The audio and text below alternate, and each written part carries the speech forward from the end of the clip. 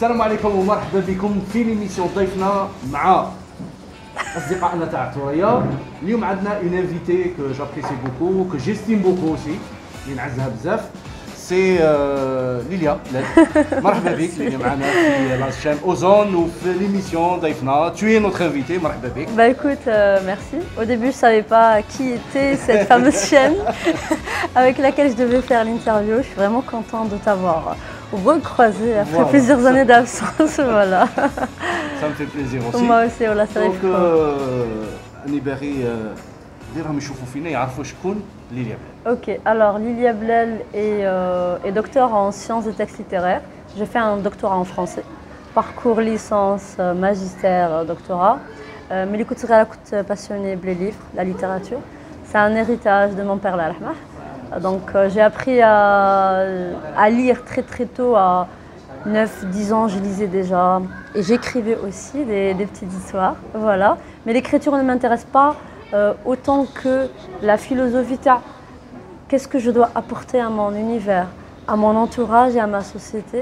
Donc m'est venue cette idée, je dois présenter et représenter des livres, des cultures et des littératures pour instruire en quelque sorte mon public. Très bien, donc c'est هذه اللي شفناها اليوم avec la culture asiatique. يعني اكتشفنا اليوم la culture asiatique plus ou moins chinoise et japonaise plus que كاع l'Asie. هذه l'idée صح قلتي لنا جاتك من الصغر etc.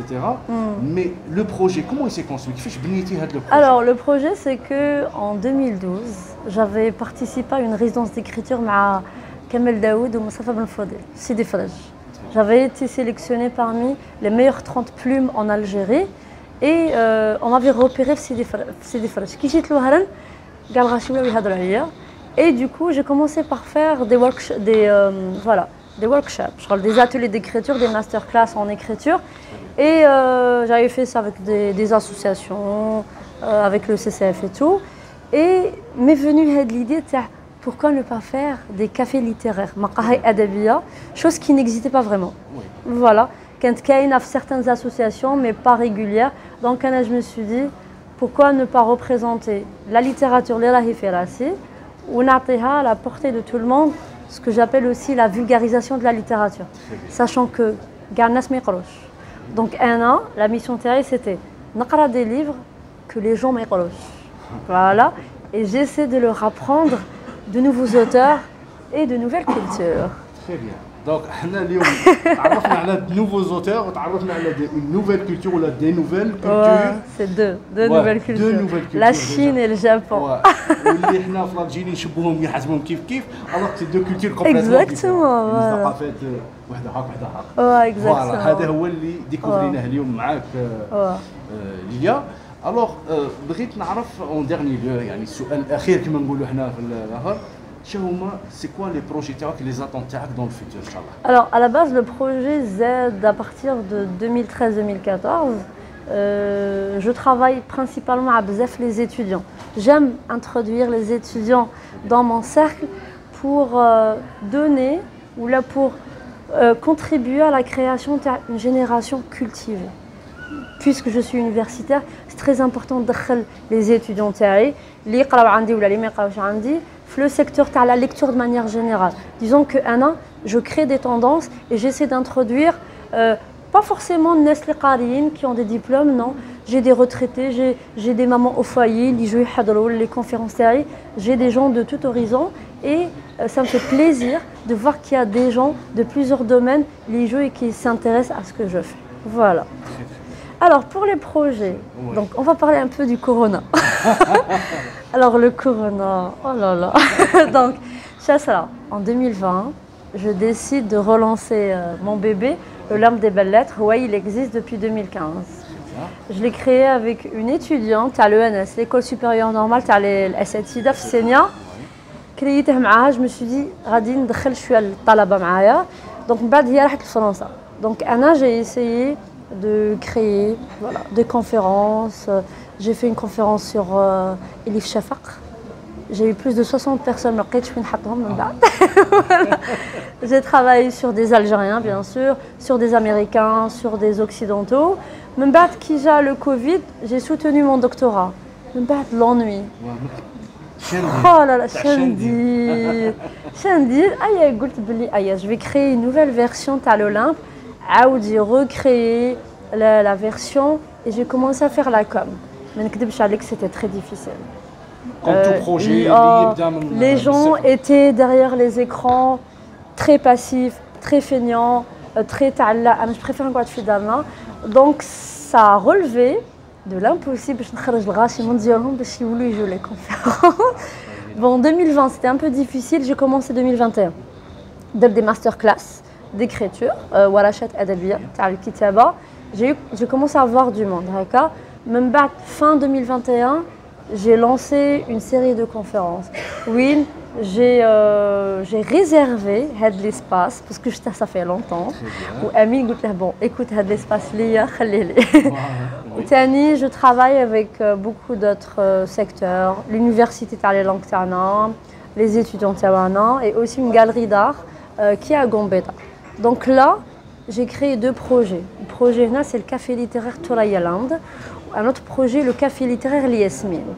Donc là, ce qu'on fait, c'est qu'on essaie de représenter les nouveautés algériennes ou étrangères de Thoraya Land. Il faut savoir que Thoraya Land, qui m'a la FNAC, genre, il met à disposition toutes les nouveautés. Les تلقاهم في فرنسا تلقاهم في وهران. Voilà, donc qu'est-ce qu'on a fait? À chaque fois, Amine, je lui propose des thématiques. Donc, le premier projet Tarna, c'était une rentrée littéraire. C'était ma rentrée littéraire, j'ai voulu des livres en français. Donc, j'ai présenté des livres. Même bas, j'ai fait la deuxième rentrée littéraire Tatourayaland, où il m'avait proposé des livres. Oulio, on avait décidé de travailler sur l'Asie. L'Asie, c'est un continent qui m'est vraiment cher. D'ailleurs, c'est mon rêve. Aller à Tokyo. Sincèrement, c'était très passionnant. Ouais. Comprendre juste un truc. Plus ou moins des cafés littéraires, ils parlent de littérature, d'écriture. Ils parlent de l'Algérie, de Maghreb, plus ou moins le continent, l'Afrique, etc. Mais l'universel, l'international.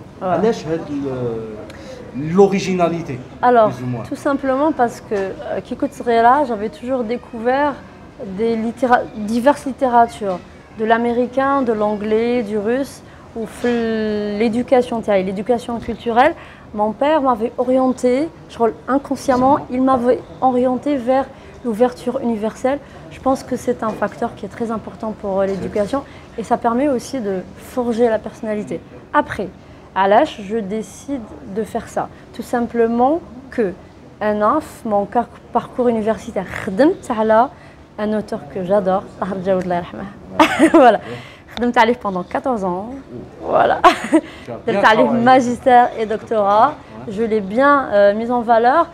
Après, je ne ressens pas le besoin de faire que de l'algérien parce que ma philosophie, autant que créatrice de tendance, je pense qu'il faut qu'une khorjouchouia à la littérature algérienne, c'est vrai, c'est bien être dans notre littérature, mais je pense que autant qu'Algérien et autant que représentant de la culture et de la littérature, il faut s'ouvrir sur le monde et apprendre aux gens, le public ternin, les gens qui nous suivent, qu'il y a 1 milliard de littérature et 1 milliard de richesses qu'on pourrait acquérir afin de forger la personnalité ternaire, mais surtout notre amour de la lecture ne se résume pas forcément réel le territoire ternaire, ou vu que nous on est des Méditerranéens, donc je pense que nous